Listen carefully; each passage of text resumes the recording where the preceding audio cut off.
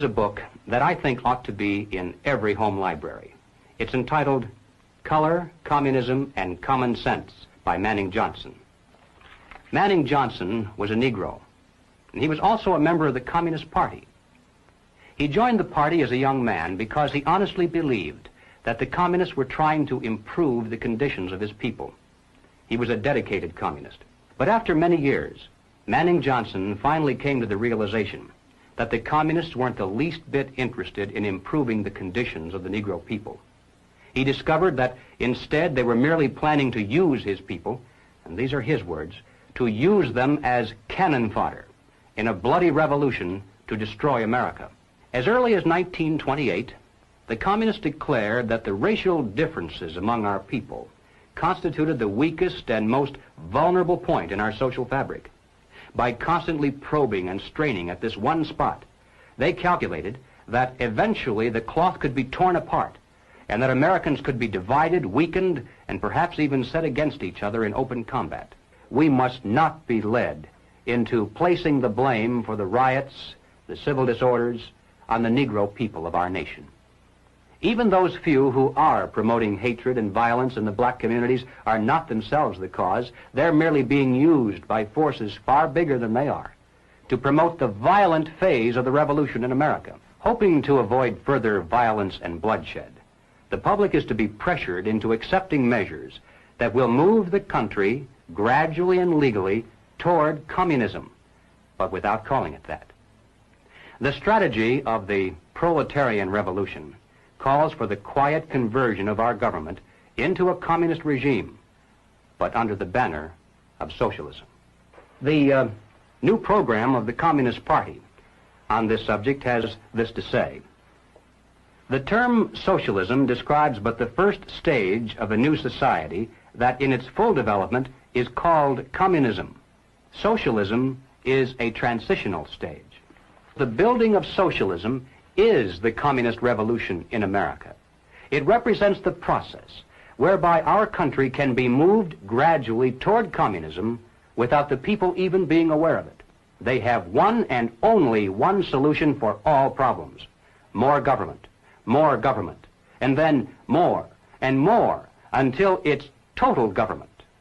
Total government is communism.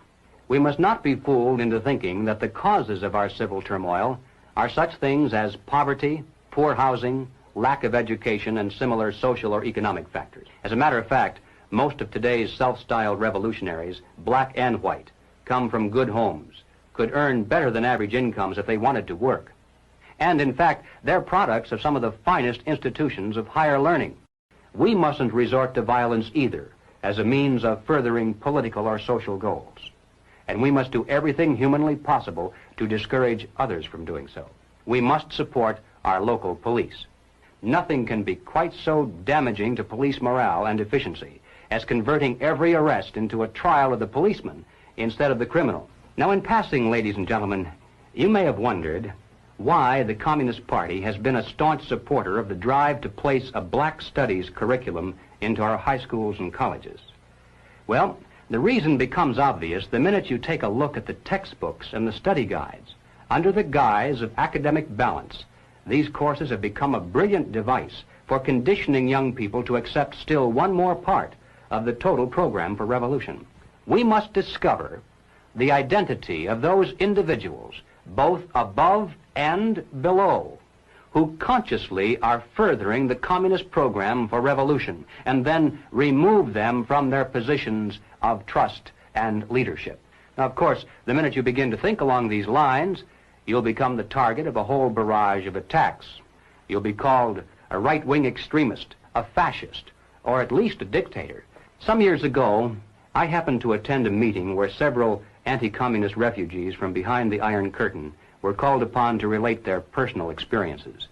One of the refugees spoke up and he said, "You know, I came to America expecting to find a nation of free men, but instead, I find exactly the same thing. Everywhere I look, I see men and women who know that communists are making headway in this country. They know that something must be done and that someone must stand up to them. But they themselves do nothing. They remain silent because they're afraid that if they speak out or take a stand publicly, it'll be bad for business. They may lose a client. They may even lose their jobs. If communism should ever come to America, we'll face more death, destruction, and human suffering than any people in history has ever faced at the hands of their invading conquerors. It's literally a question of life and death for all of us. And it's about time the American people began to face up to that fact and to act accordingly. Thank you.